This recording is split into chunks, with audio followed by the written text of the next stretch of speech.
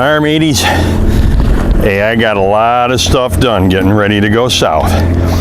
Some of it necessary, some of it, comme ci, comme ça. But I sailed back to North Point Marina from Tolchester last week.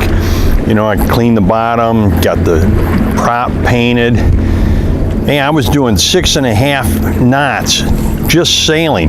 This thing, I came around Green 1 out here. When I came around that, I was like flying. That thing was like on plane. I just zoomed right around. All right, maybe it wasn't quite like that, but it's the best that boat sailed this whole year, I want to tell you. But some of the things that I've been working on, you know, I changed the gasket on the oil pan, still had a little leak. I think I got that solved. Doing a little bit of sanding and varnishing. That's just more for cosmetics, I guess, although it helps protect the wood. I soaked the sheets for the jib and got those nice and clean. They were getting kind of funky there. And then I got my loose tension gauge out, checked the shrouds. Everything was pretty good there. Well, it was good. But then when I had the survey done a few years ago, the surveyor told me I needed to get rid of these round ring things, you know, on the pins and the shrouds, and use regular cotter pins. So I'm going around, I'm doing that. Man, oh man, guys, you got to check this stuff. The starboard forward shroud, the pin, you know, that goes through, that holds it all together, and then that little cotter pin, this little so-called wheel thing, there wasn't one. I mean, I was probably that far from that thing coming out. That would not have been good. I mean, I don't know if that would have dismasked me or not. Maybe in a big storm it would have, but it sure would have been. That was not good. I'm really glad that I found that thing.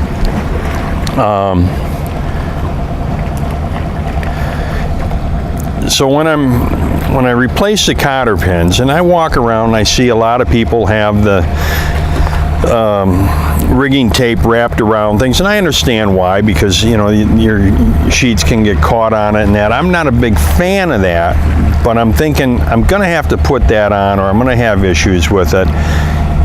The thing is, replace it every year. Cut it off, check everything, see that there's no cracks, that everything is good, then put it back on. I mean, I think it was $8 for 100 yards of it or something. That will probably last me the rest of my lifetime. So I'm going to do that. So as I'm going around, I'm checking things. I pulled my main anchor rod out. Everything looked good on that. It was clean. All the connections were good. But in the stern, I keep like an emergency secondary anchor. It's just got like maybe 80 feet of road on it. It was kind of getting green and yucky looking too, because I never used the darn thing. So I put that in a bucket of water and soaked it, and I'm spraying it off. Here again, guys, you gotta check this stuff at least in 3 spots. There were only 2 of the 3 strands in place. It was not safe at all. I mean, I wouldn't trust that thing to hold me even in a light wind like we have today. That's why you got to take the time, check all this stuff. I'm glad I checked it. Oh yeah, while I was checking the oil pan and that, I noticed that my stuffing box was leaking a little bit more. I mean, normally when I'm at the pier, it doesn't leak at all, so I cranked it up a little bit. That did all right. What I should probably do though is back that all the way out, restuff it. It's not that big a deal to do. You can do it in the water. It's not like you're going to sink the boat as long as you just keep working at it right away. You know, you can't just let it flow, but I've seen enough people and talked to enough people that have done it in the water, so I'll probably do that within the next week or so. And then I'm starting to lay out my course a little bit more as to where I'm going and how I'm going to get there. And I think one of the things that I want to do on this cruise is it's going to be leisurely. I mean, I'm not in any hurry to get to any special location. I want to stop and explore the little towns and the villages along the way here on the Chesapeake, a couple of places that I know and I like, and then when I get on the intercoastal, I want to do the same thing. I may not get very far south, but that's okay. The whole idea is to enjoy the trip, all of the little destinations along the way. I think that's going to be a lot of fun to explore some of these little towns, you know, like Elizabethtown, and of course I'm going to stop off in Hampton. That's not a little town, but I like that. That's a lot of fun. Reedville, Deltaville, those are all fun little places. And a lot of people, you know, you're heading south, man, you just zoom. Then what do you do when you get there? You're sitting around. Why not enjoy the cruise? Take it easy. Enjoy that. So that's the planning process that I'm in right now. So I'm laying that out. And there's a couple of things that I've done where, hell, I might only be cruising for 2 or 3 hours in a day, and then I'm back to my next destination. That's okay with me. I like it. And I'm feeling very comfortable with the boat right now, with the projects that I've gotten done and some of the things that I want to do.